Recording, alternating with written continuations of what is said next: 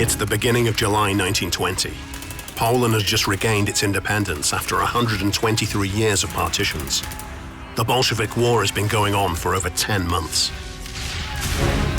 Lieutenant, Bolsheviks on our left flank. Our infantry is retreating. Strelchik, take a scout with you and look around. If you see large Bolshevik forces, shoot off a red flare. Yes, sir. Lieutenant! Retreat immediately!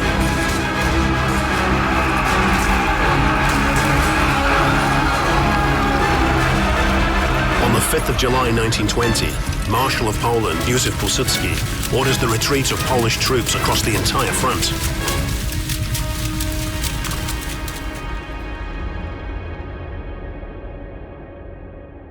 So, the Bolsheviks have broken the front. Is the situation really that bad? I'm afraid it is. Our army is tired, and the Bolsheviks have thrown all their forces at us. We're retreating all along the front line.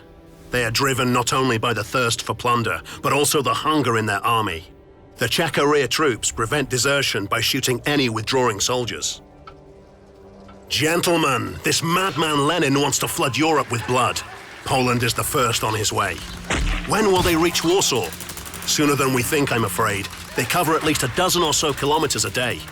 We have very little time then. Over a dozen days or so at most, we should inform the inhabitants so that they can prepare for the worst.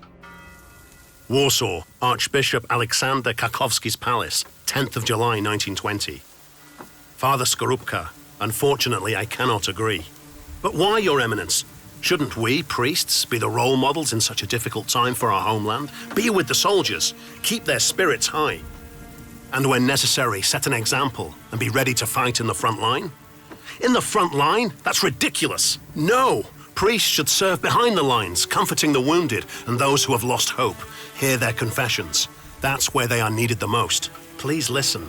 I've already got 40 applicants for chaplain service. I can't transfer everyone. After all, there are others in need of pastoral service and care. The poor, the young, the orphans you are looking after. But, fine, I'll think about it. The first volunteers set off to the front lines as early as mid-July. They came from all over Poland, from Poznan, Upper Silesia, Łódź, Radom, Kielce. It was about time to strengthen the forces of the Polish troops and to allow some time for Warsaw to prepare its defenses. Look, it's Father Skorupka. Have they appointed you, Father, as a chaplain? Yes, the bishops finally agreed. What's new? Is everything okay? We've been here for over a week and they still haven't given us rifles. Yes, I know. I've talked to your commander. Your guns should be here in 2 or 3 days. Where are the Bolsheviks now? Is it true that they've captured Białystok? I'm afraid so. And that means, boys, that we will soon be sent off to the field. We'll only have a couple of days to learn how to shoot. Father Ignacy, but will we win against the Bolsheviks since our brave soldiers failed to overcome them? Don't worry. God and Our Lady of Częstochowa will not forsake us, and we'll be victorious. That day is near. 15th of August won't even pass, and the enemy will be beaten. A plan to wage war against the Bolsheviks was developed by Polish commanders. One thing was certain: surrendering was not an option. On the 6th of August 1920, Marshal Pilsudski left Warsaw, which was immediately noticed by Bolshevik spies. The departure was, in fact, part of General Rozwadowski's plan. Pilsudski went southeast, over 150 kilometers from Warsaw, near the Wieprz River.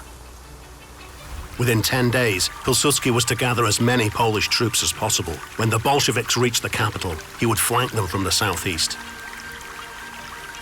The plan was risky because it assumed that Warsaw would still be standing strong by the 16th of August, when Pilsudski was to counterattack. King Władysław IV Junior High, at 5 o'clock on the morning of the 14th of August, volunteers from the 236th Infantry Regiment were ordered to march to Radzymin. Boys, we're leaving! This'll be our first fight. News of the young volunteers' departure quickly reached their families and loved ones, and despite the early hour, they were given a tearful goodbye. On the night before the departure, Father Skorupko wrote down his will. It disturbed him greatly that he was leaving behind the children from the orphanage, and that he was indebted. He wrote that he would like to pay his debts back by sacrificing his own life. The next day, he asked the commander for the opportunity to fight in the front lines. The volunteers arrived at the front line at around 6 a.m. They were ordered to take the village of Ossów, situated along the road. The open plains terrified them. The battle has begun. For many volunteers, it was the first contact with weapons. Even loading a rifle during the attack proved difficult for many of them. The losses were enormous. The soldiers were retreating in panic. The officers tried to prevent them from fleeing by leading at the forefront of the strike, and yet the young soldiers were overwhelmed with fear. To Father Skorupka, it was clear how much depended on the faith in victory. Onward, boys! Beloved Mother, guardian of the nation, hear orphans weeping in their supplication. Lieutenant Pogonovsky's unit set off immediately and arrived at the designated positions just before midnight. Listen, boys, the main Bolshevik forces are ahead of us. Are you ready to die for your homeland? Lead us, Lieutenant! The Poles set off on the 15th of August at night. They hit directly at the point from which the main Bolshevik attack was to come from at dawn.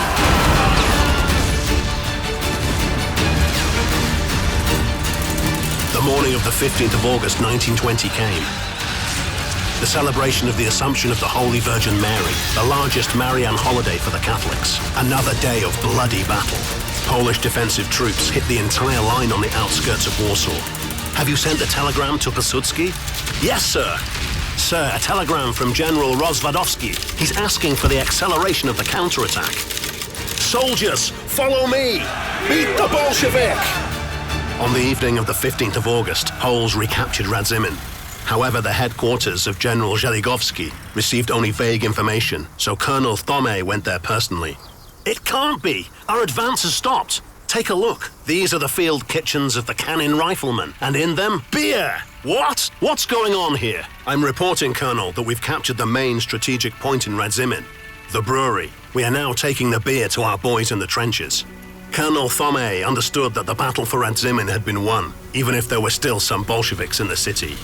He saw that the ease, joy, and conviction of victory had been revived.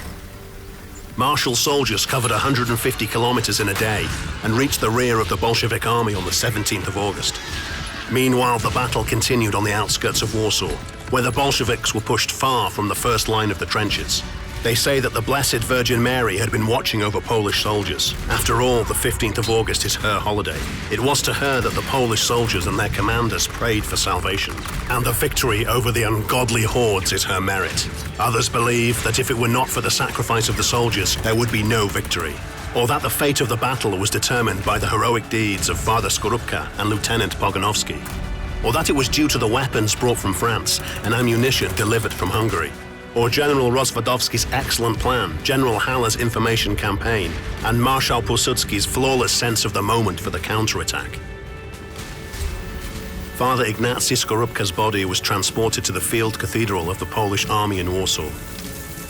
During the solemn funeral mass, General Józef Haller decorated the heroic priest with the Silver Cross of the Virtuti Militari Order. In 1930, a committee was assembled in the capital to build his monument, which was to be erected next to the building of Władysław IV Junior High School, from where in August 1920 he set off with his pupils to the front. However, in November 1945, the communist authorities placed a monument to the Brotherhood of Arms with the Red Army on the prepared pedestal. For many years, the monument remained a symbol of the enslavement of Poland and Warsaw by Soviet Russia. The Battle of Warsaw stopped the Bolshevik expansion in Europe for another 21 years. It has been recognized as one of the decisive battles of the world.